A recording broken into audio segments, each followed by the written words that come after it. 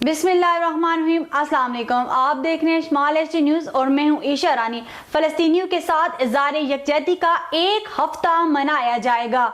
सिराजुल हक का बड़ा ऐलान, अवाम बेदार हो गए, अब ये कंपनी ऐसे नहीं चलेगी। सिराजुल हक, मुल्क में मौत सस्ती और रोटी महंगी है। अमीर जमात इस्लामी ने मजीद कहा, जमात इस्लामी जुल्म के खिलाफ डट कर खड़ी है। IPP's मुआहदे ईस्ट इंडिया कंपनी से ज्यादा बड़ा जुल्म है।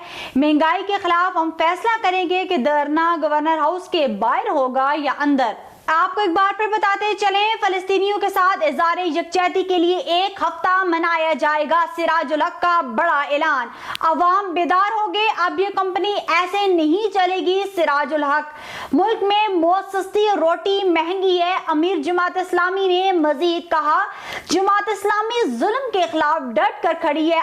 IPP's मुआहदे ईस्ट इंडिया कंपनी से ज्यादा बड़ा जुल्म है। महंगाई के खिलाफ हम फैसला करेंगे कि धरना गवर्नर हाउस के बाहर होगा या अंदर।